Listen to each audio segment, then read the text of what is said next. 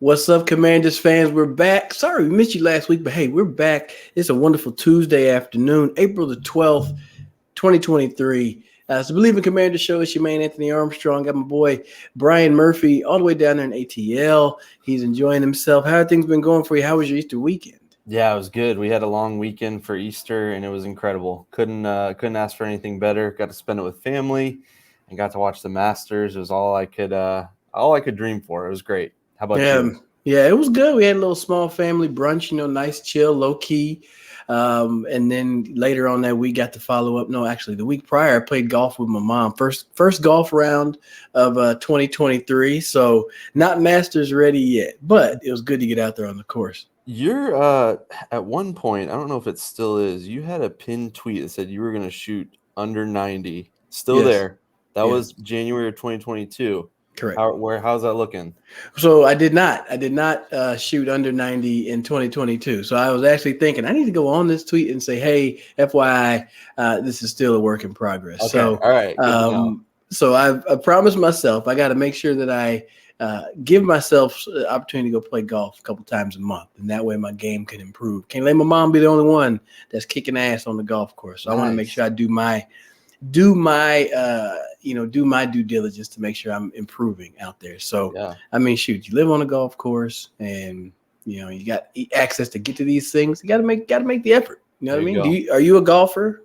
Not at all. Despite the Tiger No. Woods golf shirt that I am wearing, I am not a golfer. I did get to go to the practice round on Tuesday last week of the Masters, so that was pretty awesome. Nice. I am strictly a fan, though. You do not want to see me out there. One of my good friends can vouch. I hit him with an errant shot. Oh It's as my. bad as it can get. You don't want me out there. Let's Oh leave it at my. that. Man, okay, that is duly noted. If we'll It's not keep it safe. to, It's just not even like it's not like a not good. It's just not safe. we'll just keep it to Top Golf. That way you Yeah, can just exactly. hit that way. Everybody stand behind the yellow line. Exactly. I tell you what, that's good. I was gonna see what the over under is. How if I'm gonna break 90 this year? I think I will. You let me know on Twitter. Let us know on Twitter if you think I'll break 90 this year. And I don't know if we want to get Brian on the golf course, Yeah. but we Yikes. may we may we may pass on that. But Brian, tell them about our sponsor, those good folks over there at Bet Online. The odds for me breaking 90 in 2023 are not on there. Not on there yet, Not but yet. Brian's going to tell us about Bet Online. But you can find just about everything else. BetOnline remains your number one source for NHL playoffs, NBA playoffs. The MLB is back. You could have bet on the Masters last week. All kinds of stuff is on there. The NFL draft, futures, all that good stuff. You'll find the latest odds, bracket, contests for when playoffs start, team matchups, and game trends at BetOnline. Even, esports, we've talked about that. Updated odds for everything from live games, championships, right through to everything you can imagine, NBA Finals and beyond. BetOnline is your source for all things sports this season and off season. Talking about the draft, there are draft props on there. So head to the Yes. website today to use your mobile device to sign up and receive your 50% welcome bonus. Scrolling along there, just use our code BELIEVE, BLEAV, to receive your bonus. Bet online where the game starts. And I've got one to start for you. We mentioned the NFL draft. A little over under prop for you just popped up Ooh. there. I saw this on Bet Online, so this is straight from Bet Online. Over under 4.5 quarterbacks taken in the first round of the 2023 NFL draft. I am putting AAA on the spot right at the Mm. start. Well, I will say this. 4 is a definite. So this is why it's such a I sneaky, know. sneaky over under, because the 4 is a definite. You got the big 4: Stroud, Richardson, Levis, and oh God, Bryce Young. He's probably the number one in a lot of people's boards. Yeah. So those are your big 4 right there. After that, you got a few names that, like, are they going to sneak into the first round? I probably haven't seen any mock drafts where it's happened. The risk taker in me says take the over, but the sound mind says I'm going to stay with the under. I think it'll be a max at 4. I don't really see anybody else making a big jump up unless over these last couple weeks before the draft, somebody just, like the name comes to mind, Hendon Hooker. Let's say he just like wows people and they're like, you know what, we think he can be in the late 20s. Let's position ourselves to get there and grab him. So I'm still going to take the under, but if there is over 4, that would be a big surprise. What about you? You think it's the over or under? I'm going over, and you mentioned the name that I was thinking, Hendon Hooker. I think someone's going to talk themselves into that guy, and I think the extra year of control with that 5th-year option and first-round picks and all that good stuff, kind of like what the Ravens did with Lamar Jackson, moving up to the end of the first round to get him. I think somebody does that with Hendon Hooker because he's going to be a project. He's recovering from a big-time injury, but the talent is there. He was hanging right there with some of the best in the SEC. So Hendon Hooker is the reason I'm saying go over there. I like that one. I think we should do maybe next week. We still have 2 weeks to the draft, believe it or not. I think we should do something like this with the best prop bets about the draft because there are some good ones from our friends at Bet Online. So I thought that was a good one, a good way to start off the show. I like that. And that kind of leads us into mock drafts. I don't know about you. I got to admit that I'm getting a little bit tired of the mock drafts. I think it's just because I'm ready for the draft to be here. I'm done with the prognosticating, the predictions, all that good stuff. I just want the real thing to be here, and it feels like these 2.5 weeks are going to drag on. But I thought instead of doing another mock draft to add to the millions of mock drafts out there, we could take a look at some of the ones that have been done recently and draft from those players. What do you think? Mm-hmm. That sounds good to me. I was actually just about to open up a whole other tab to do my 17th mock draft. 17.0 version. Yeah, just to see, I'm thinking about it. I like the mock drafts. I think they're fun. The one thing I hate though is that they use these as clickbait on like your Google News, and they're like, "Oh, this proposed trade would send this big name player to here, or this trade moves." The Patriots to the number 1 overall pick. And that's like, wait, what? And you end up clicking on that stuff. And you're like, man, this isn't relevant. This is somebody playing around with results. But I like this. Let's take the ones that are out there. Yeah. And see what we got. So are we going to focus on purely Commanders picks? Yeah, so that's what I thought we'd do. Our friends at Hogs Havens, shout out to these guys. You mentioned it. They kind of did the hard work for us. We just get to talk about it now. But they compiled a whole bunch of mock drafts for the Commanders, and I figured we could look at it. They broke it down into defense and offense. So they had the Commanders over a variety I don't know how many mock drafts that they went through, but they had 9 different players that were projected to the Commanders on defense. Okay. And then I think around that number on offense, but we'll get there in a second. So I thought we could take a look at the guys that have commonly been mocked to the Commanders. I think there are a lot of names that we've probably seen, depending on how many you've clicked on. And that's the thing. I get annoyed, but I click on every single one. So maybe I'm just a sucker. But anyway, so we'll see out of all these names that have come up the most, which would we take if they were the guy there for the Commanders? So let me go through this. One of the more common ones, Todd McShay, Jason Reed, Jordan Reed, Bucky Brooks. Some names that we really know have said Joey Porter Jr., the cornerback from Penn State, would be a popular pick. So a lot of people have had those. 3 CBS mock drafts had Joey Porter Jr. So that's a name that I think we've seen a whole lot. So let me go through the rest of these. Yeah, me too. Let me go through the rest of these, and then we'll kind of lay it out and kind of see who we would take from here. So Devin Witherspoon, the corner from Illinois, seen his name a whole lot. Christian Gonzalez, Deonte Banks, all corners from Oregon and Maryland. I'm scrolling along here. Cam Smith, the corner from South Carolina. Not familiar with his work, but I have seen him a couple of times. The one that could be intriguing, a secondary member, but not a corner, Brian Branch from Alabama, the safety. Yeah. Linebacker Drew Sanders from Arkansas. The edge player, Nolan Smith from that vaunted defense down here at UGA. Isaiah Foskey, an edge player from Notre Dame. So those were the most common names that popped up. Which one of those defensively? Those were the defensive players. Which one of those stand out to you? And if you had to pick from those, who would you take? I mean, I can tell you, if you have the chance to get one of those top cornerbacks in Witherspoon or Christian Gonzalez at 16, that's a card that you got to have in your hand. Mm-hmm. And then you just are waiting just in case they say that you're going to hand it in. Because if it starts to play out that way, one, I'm sure Washington's phones will be busy. If there's one of those 2 players at 16, something, must have happened off the field for them to fall that far. So if they're there, you got to jump on one of those top corners. I think that they are probably one of the biggest positions of need. Those edge rushers, that makes me start to think about how they're trying to address future at the position, Mhm. obviously with Montez and Chase and what they're trying to do there. So I hadn't really mocked that much, but I think corners got to be the way that you go.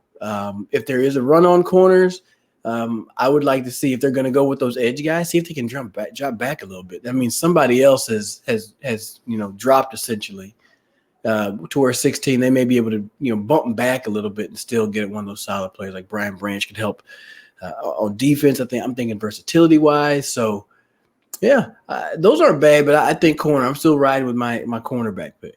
Yeah, so I'm with you. Yeah, I think Christian Gonzalez and Joey Porter. I've seen them anywhere from top 7 to lasting to about where the Commanders are. So yeah, I'm with you. I'd be excited if they're available. I don't think you could go wrong with either guy. And I think I've said it before on here. I want my Sauce Gardner. You know what I mean? I want my Derek Stingley Jr. This young corner that can come in immediately and shut down opposing receivers, because you need that, especially in the NFC East. Yeah. We know what the Eagles do. The Cowboys just went out and added all the guy does is get 1,000 yards and Brandon Cooks to go with CeeDee Lamb. I mean, the Giants got better. So sign me up for a corner. I thought it was interesting, Brian Branch. I think you mentioned versatility. We know how much Ron Rivera likes guys that can move around and play multiple positions. One thing that I saw, and I don't think this has anything to do with Brian Branch, but Jordan Poyer, really good safety for the Bills. I didn't know that he started as a corner, kind of transitioned over to safety. So it would be interesting to get a guy like Brian Branch who maybe could play a couple different positions for you out there. Yeah. But yeah, like right now I'm kind of focusing in on either corner or offensive line. Like if I had to put odds down, I feel like it would be like 40% a corner, 40% an offensive lineman, 20% something else with those two leaning really hard. Yeah, and when I think back at it, I guess when we did our first, guesses at what our first mock draft, I was offensive line. You were a cornerback. And after those first few moves that they've made, going getting Andrew Wiley, Nick Gates, adding a few of those pieces, I feel like that was trying to say, okay, we're addressing the offensive line here. We don't have to go and make that move at 16. I think there's depth at that position. I mean, Paris Johnson Jr. saw a drill. He was doing a kick slide down the line and was switching which one was so smooth and effortlessly. So there's a lot of talent at that position. I think there's a lot of depth at the offensive line. And with Nick Gates being able to move around, then that gives them the ability to say, do we want to look at tackle? Do we want to look at guard? They have a chance to pick a different player because, once again, versatility. So I would have to concede to you, Brian, and say that I think corner is now the pick. I don't think O-line is the pick unless Skoronski falls all the way to 16. If Skoronski out of Northwestern is at 16, I feel like all the corners have made their run, and then now you can jump up and get your tackle. I agree. So let's get into the offense. So they actually had 11 offensive players over these various mock drafts that were projected to the Commanders. We'll start with these two that I don't think are going to happen. Will Levis, the quarterback. You never know. A team who has been searching for a quarterback could fall in love with one of these guys, but they also have Hendon Hooker here. So I don't know about that. The two quarterbacks there, I feel like I'd be shocked if it was a quarterback, but never say never, I guess. And then it gets into what we were already talking about, the offensive tackles, and Darnell Wright from Tennessee, Broderick Jones from Georgia. They also had Paris Johnson Jr., and somehow in this draft here, Peter Skoronski does get all the way to 16. I'm with you. I'd go get that Mauler immediately. Pick 15 would come in, and I'd be standing on the edge of the stage ready to turn my card in. They'd be like, sit down. You're like, no, I'm ready. I know where I'm getting. Yeah. A name that's been connected with them a whole lot, Osiris Torrance from Florida. I feel like he's visited with them. There's been a lot of connection there, so wouldn't be surprised with that one. John Michael Schmitz, the center from Minnesota, great football name. And then a couple of tight ends. I was just thinking that. Yeah. John I was Michael hanging Schmitz. on. I was like, that's a name right there. He's got the bar that goes down the nose. The T-bar. Wow. Yeah. Wow. Maybe, I don't know. It seems like he would with that name. And then the tight ends. This is an intriguing one. I want to know what you kind of think about tight ends or a skill position player, because we got Michael Mayer from Notre Dame, Dalton Kincaid from Utah are the two tight ends, And then someone even mocked Bijan Robinson from Texas there at 16. So more of a variety of positions on the offensive side of the ball. But let's Yeah. say the Commanders told you that they're going offense. That is the choice. Which of those guys are you taking? Man, I tell you, we'll start going from the back. Bijan Robinson, absolutely explosive player, probably one of the best players in this draft, just at any position. He's going to be lurking around there, and I know it's going to be tempting to be Mm-hmm. like, maybe we do it. Have this stellar 1-2 punch thing going on. But I don't think that that's the play. I really don't. I mean, somebody will probably be willing to call and jump up to try to grab him at 16, but I don't think Washington needs to make that play. You talked on the offensive line. We just said that I do think that that's obviously a position of need, but I don't think you have to make that move at 16. I think that you can probably afford to get back into the mid 20s. I've been saying this all along. You can probably drop back 10 picks or so and still get your selection of one of those guys.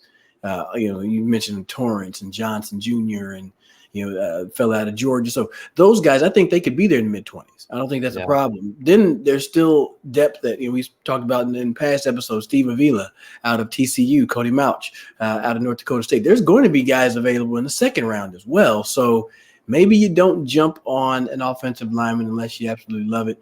I don't think Will Levis is going to fall there. I feel like if he falls that far, then I think that you're going to have to be like, is something going on with him? Because, I don't know if we want to take it. If these top teams that needed a quarterback passed on it, we maybe Washington want to take that on. But those skill positions, those tight ends, where it is a position of need, and I think everybody is already jumping in saying, oh, well, he could be the Travis Kelce of this team. I don't think that you go that route. It's very tempting. And if you do, he needs to be extremely productive. But I feel like there's too much firepower. I don't say too much. All your firepower is outside. Mm-hmm. And if you're being real with it, even if the best Kansas City offense, it didn't have as deep of a receiver position as they do now. Right. Tyreek Hill is obviously one of the best in the league. But then outside of that, Mecole Hardman still played well, and they've never had, frankly, the way Jahan has been doing it, Terry's been doing it. I don't think they've had that three. They had a killer ass tight end, right? But the outside wasn't so strong. So I wouldn't go the tight end route just because I think you already have a lot of weapons, and you should just try to build that team around there. There's more positions of need rather than going tight end. Yeah, I think I'm taking one of those offensive tackles. I think that there's some fool's gold there. I think that those skill position players are going to be really solid, but I just don't think that is the smart play here. The only way I could see that happening is Ron Rivera being a little nervous with a lurking ownership change. Is he like, do I need to go get more weapons to make sure I'm scoring 35 points a game and keeping my job safe? But I don't think that that's how he operates. Even with potentially in a prove it, this is it year, I don't think that's the way he does it. I think he would prefer a guy on the offensive line, something like that. And so I think that would be the way to go. But you're right. Kind of I see all these offensive players, and I feel like a lot of these are national writers who don't really follow the team. They kind of see, oh, the Commanders didn't score a whole lot of points. Let's give them some more playmakers. Well, that could be because of the lack of quarterback continuity. You know what I mean? For us that are watching week in and week out. So to me, I think kind of going back to what you said, I almost think that it by default is a defensive back or some sort of defensive player is the way I'm leaning with that 16th pick, unless one of those offensive linemen that you love falls there. And so, yeah, it'll be interesting to see. But I feel like if I was at BetOnline, thank you, BetOnline right now, I would go and put my money down on a defensive player, specifically a cornerback. It just makes sense with the moves they've made. But don't get me wrong, if a Skoronski or a Paris Johnson is there, sign me up for him right away. Yeah. I mean, when you look at the draft, I think there's generally you hear once a certain position goes, people expect there to be a run on that position. I feel that, I don't have the draft in front of me, but these teams have so many, a variety of needs. Mm-hmm. And whereas multiple teams could probably choose to pick at a position where there could be a run. Like, you talk about the quarterbacks. There've been talks about Arizona getting calls about number 3. And I personally feel like that's because if Anthony Richardson goes number 1, then there's going to be teams clamoring to get into 3 to get either Bryce Young or CJ Stroud. Right. So if that happens, now somebody's dropped back. How far back does Arizona want to fall in order to still get a player? But they have a whole bunch of needs. So I'm sure they're willing to fall back as far as they need because they're still going to get a good selection. What if they fall back and they're like, hey, we can get Bijan Robinson right here. Like that's a hell of a trade in my opinion, because they're probably going to get some more picks. So the fact that there's so many moving parts and multiple needs around there, I don't feel like there's going to be a major run at one position. Like people are going to look and say, all the quarterbacks are gone. We don't need to make anything. We don't have to reach right now to get Hendon Hooker. Mm-hmm. We can wait. We can go with another position, look to catch him in another round. And I feel like that's going to be the way it plays. But there's going to be some trades. I think there'll be some players that could be traded in the draft. Yeah, and we're going to get to trades in a second, but I'm with you. Like the draft starts and like all your projections go out the window when Arizona moves, and all of a sudden, whoever the Seahawks are sitting there. You know what I mean? Like then your projections are they look silly because the teams have totally moved out. So yeah, let's just get the draft here. But I'm excited to see how it shakes out. But I agree with you. Last year felt like the start of something a little different. I think we saw Hollywood Brown was traded on draft night.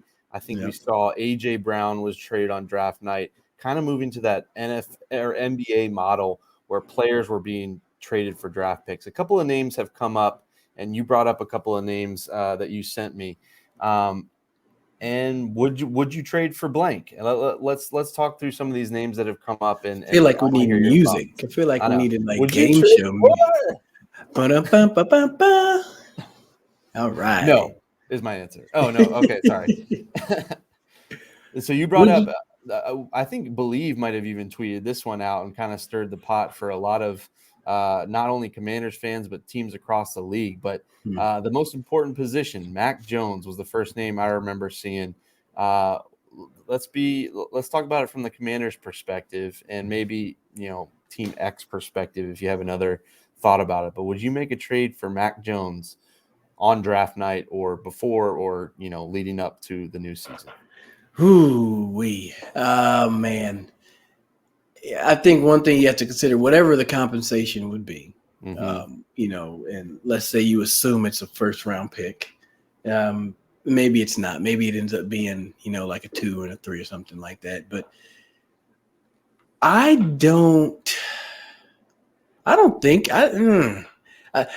say this. I don't think you do it as Washington. Washington, no, you do not go and make a trade for Mac Jones. Reason why, if you weren't willing to make a move for Lamar Jackson and you put all your chips behind Sam Howell, you sure as hell better not go get Mac Jones. No offense to Mac Jones, no shade, but you can't do that again to your fan base. You're like, nope, we're not interested. That's not a guy we're interested in. But let's go get Mac Jones. The guy had a whole game where he didn't throw a pass.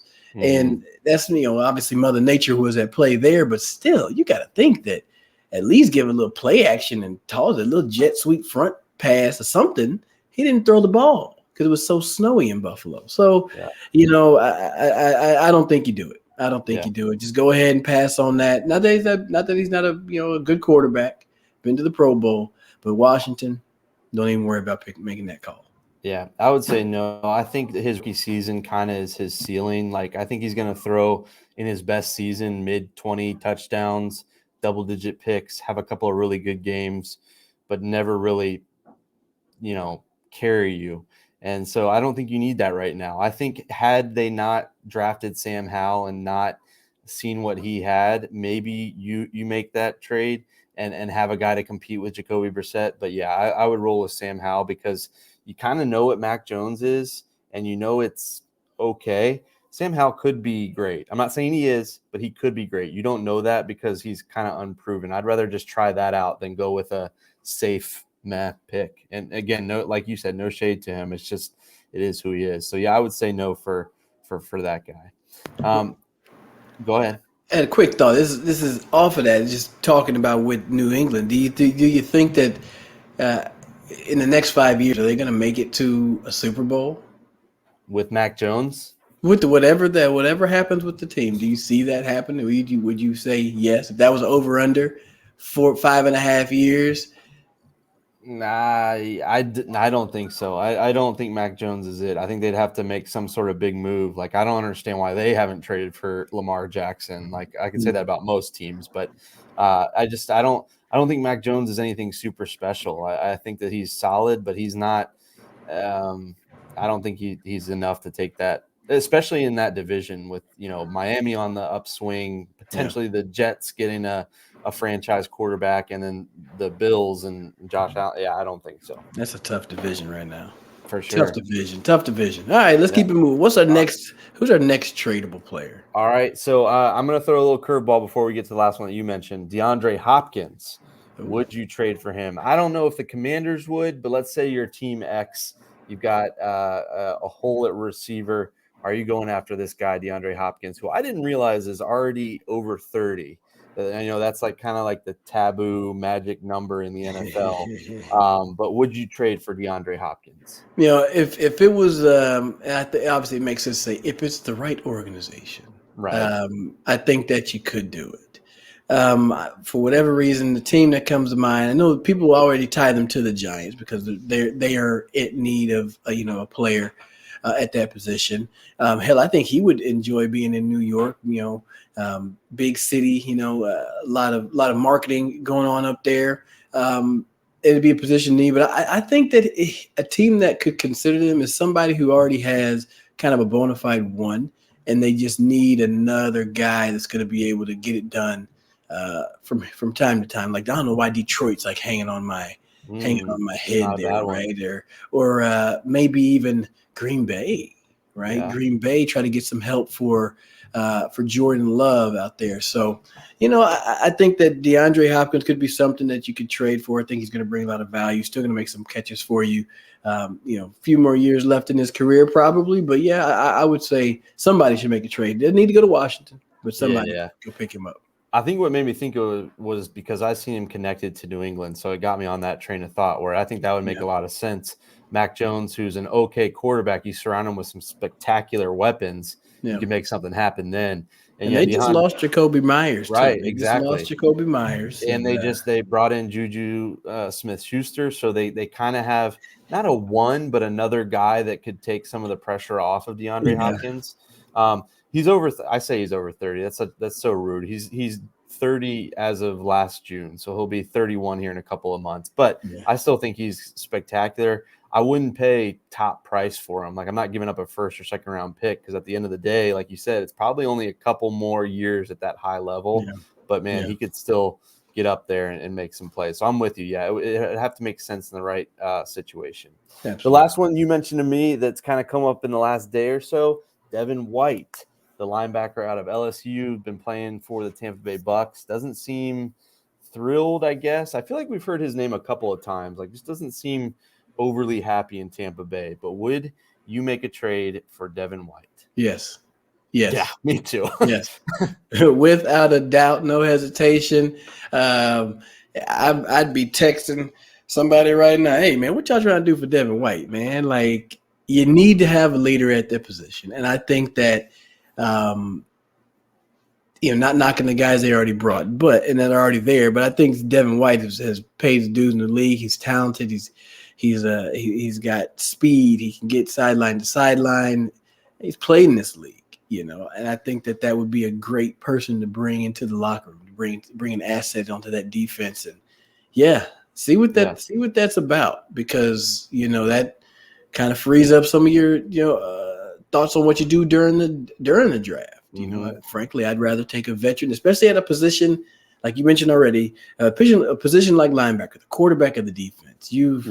You're going up against a confusing offense. I use air quotes, like with all of what Philly does with the motions and the jet sweeps and the read options.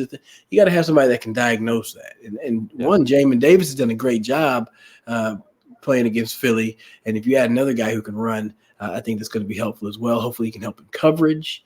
at that linebacker position. So yes, go get Devin White, Martin Mayhew. Go get Devin White. Yeah, sign me up. He's played 4 seasons and is still only 25 years old. So there's not like a whole lot of wear and tear. Like he was drafted before Chase Young in the 2019 draft, which is surprising to me. Yeah, I mean, sign me up for that 100%. I'm with you. The way I look at it is like, do I want what's it going to take? A second, third round pick? Do I want an unproven offensive tackle, rookie tackle, or do I want Devin White? Well, give me Devin White. Do I want a project tight end or Devin White? You give me Devin White. Like, it's just that simple. At that point, it's almost like Devin White is a draft pick on draft night, for the right kind of move. Which kind of so we saw Jeffrey Okudah traded here to Atlanta for a 5th round pick. If you remember, he was the pick right after Chase Young. So there's been a lot of conversation, Chase Young picking up the 5th-year option.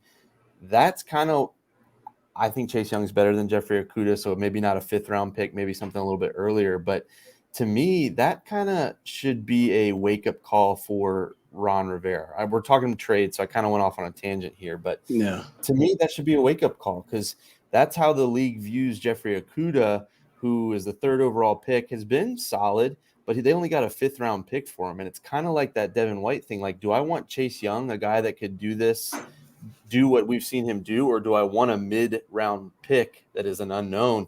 I want Chase Young, which means I'm picking up that option. I don't know if you had any thoughts about that, but I saw some connections between Okudah, Young, trade scenarios, 5th-year options. I feel like it kind of ties in here. Yeah, I think that's is a good question for sure. I mean, I've seen mixed reviews. Some mocks talk about how Okudah hadn't really, played to the level that they're looking for. And then you look at some and they're like, he's an anchor of the defense. So it depends on where you're getting your information from. 5th round, that kind of surprised me that it was that low. But once you get into a position where like there's rumors that they're going to let you go, the value goes way down.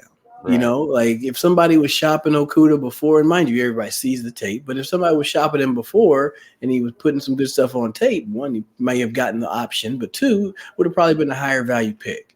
For a 5th round pick, I think I would have taken a flyer on Jeffrey Okudah.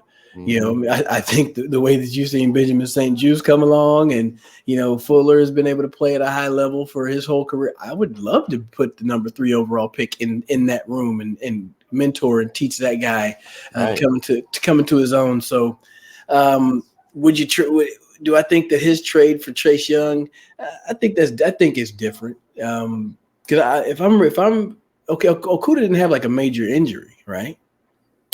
He may have had some here or there, but he didn't have what Chase Young had, right? Chase Young had a major knee and then has to get his mentality right to come back on the field. I don't think Chase has even showed you enough to be like, we're good. He's finally come back along. They said he's about ready now. So I'm excited to see him go through OTAs, training camp, and get back on the football field with his mind right. So is it surprising to see Okudah moved? Yeah, for a 4 or 5, yeah. I thought it would have been at least a 4, maybe a 3. It's the same thing. The Falcons were like, do I want an unproven rookie cornerback or do I want a guy that was a top 5 pick that has made some plays in this league? It just felt like a no-brainer. So and they've already got Mullen down there as well. Yeah, and what's his name? Trevon, right? They got they got AJ Terrell and they've got Jesse Bates in free agency. So that's a nice little trio for the secondary for sure. And think about that. Right? You've got, let's say you got one of the premier young corners in the league. Let's say he can handle somebody by himself without needing much help. And now let's say you can shade Jesse Bates over the top of Okudah. Now you take a little bit of pressure off him. Yep. Shoot. Hey. All of a sudden, the Falcons here in the A got a little something going. They got our guy Taylor Heineke. Hey, but so speaking of quarterback, speaking of trades, speaking of who knows what, I left the same banner because it's the same thing. Is Aaron Rodgers holding the league hostage or what? I saw a report that OBJ was going to visit the New York Jets.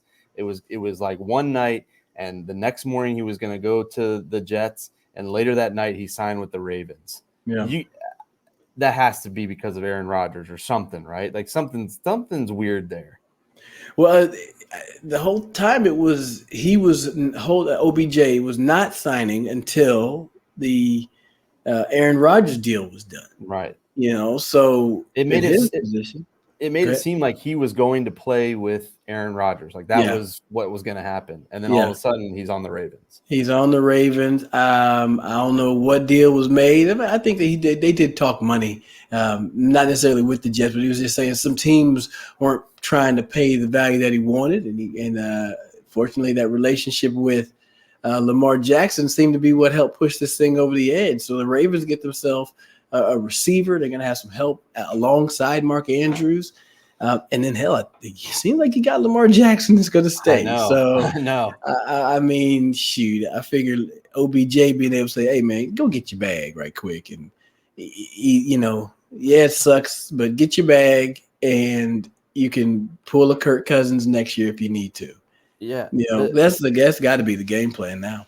Yeah, the biggest thing was to me was that means that the news of Lamar Jackson returning to the Ravens has got to be next, because had he signed for like 1 year, $4 or $5 million, I'd been like, okay, this is the best deal he could get. It just so happens it's the Ravens. Yeah. But the fact that it was like 15 guaranteed, that makes me think that they're like, hey, we're going to throw this at you, but we promise our guy is coming back. We promise you're going to have a unanimous MVP throwing you the football. That's the only thing that makes sense to me. It's got to be. And on the other hand, he was like, I don't know what Aaron Rodgers is doing. From reports that I've seen, that the Jets and Packers are not talking right now. So maybe he's like, hey, I just got to sign on the dotted line and deal with it. Hey, I'm not mad at that. I mean, you can't sit there and wait on somebody else to go do it. And now if it seems as if, like you said, they're not talking, the two teams aren't even talking right now, neither one of them are in any rush. Right. I mean, the draft is coming along, right? Because if there's going to be compensation involved, then they want to make sure that those things are handled. There's a lot of scenarios to cross. I'm not mad at OBJ. No, not at all. Go get your bag. You know what I mean? Go out there and show them what you can do. Shoot, I mean, Lamar, just bet on yourself. That's what you're doing now. You're betting on yourself. You're going to have some success. You got a little extra help outside, guy who can create some plays, get open for you. No problem. Next year, holler at Kirk Cousins to see how to do the, re-sign thing. You're going to get a pay raise, but eventually somebody's going to give you that bag. It's going to happen. Yeah, well, to me, along the lines of this, Aaron Rodgers, I'm done talking about it till it happens. Same thing with the sale of the Commanders. I'm done talking about it till it happens. It's got to happen for me to want to react to it. No more speculation, no more clickbait for me. It's got to happen out there. So this is a good episode. A little bit of Commander-centric, but there's a whole lot going on. The NFL draft is one of the bigger events that the NFL does, and it's only 2 weeks away. So I know we'll see 5 more mock drafts. We'll be up to mock draft 32.0. But we'll break them all down. We'll have them all. We're going to try to do another episode later this week to make up for missing last week. But it's been fun kind of talking about all these different scenarios and what's going to come up. Yes, it has. And I like the variety. I like talking about a few other teams and players. And I could say I'm happy that there isn't a whole lot of Commanders news going on right now. I like that the bids are in. Now we wait, so that's good. But I do got to mention, obviously, we're on all streaming platforms. You can check us out, TuneIn Radio, SiriusXM, Watch Stadium, and then we're also the Believe Network. They're releasing Believe TV. So you're going to be able to check Believe. We now have 2 24/7 fast channels on multiple streaming platforms, okay? So you can catch the video of this show on some of those episodes. So if you want to see our pretty mugs, I'll make sure I start shaving and stuff. I know when I get into the booth here. But yes, catch us on those streaming platforms. Check us out on Believe TV. Share the stuff with your friends and family, and also hit us up on Instagram and Twitter. Oh, and we got a TikTok too. That's right. We have a very special social media person that is handling the TikTok side of things and the Instagram as well. So shout out to you. Katie Murphy, my little sister. Yeah, Katie Murphy. Look at that. We creating jobs over here. Yeah, that's right. It's like an internship, really, I guess. Yeah, we'll start putting out some more content, especially when more and more things start happening. We get back into the season. But yeah, I'm excited about it. I love the way that Believe is going. I love to be a part of it. Love chopping it up with you, AAA. Yes, indeed. This feels like the quickest half hour to an hour every week. I always enjoy it. Yes, indeed. I mean, it's been just over a year, so I don't know. I don't remember the exact date of the first episode. Happy birthday. Let's just say it. Happy anniversary. Happy birthday. 1 year. I love it. It's been a lot of fun. I've absolutely enjoyed it. Folks, we appreciate y'all for spending this time with us, listening to us in the car. Maybe you're on a run, you're on a jog. Maybe you just watch us on YouTube. Thank you so much. We appreciate all of the support. Give us a holler, like we said, on social media, but also go over to Bet Online. Use our code BLEAV. Get that 50% welcome bonus, and go put your over-under on quarterbacks taken in the first round. I'm going to take the under. I think that's a safe bet. But, hey, do what you got to do. He's going to also give the thumbs up to that as well. But, folks, want to say peace out. Y'all have a good day, and we'll talk to you on the next one. Be good.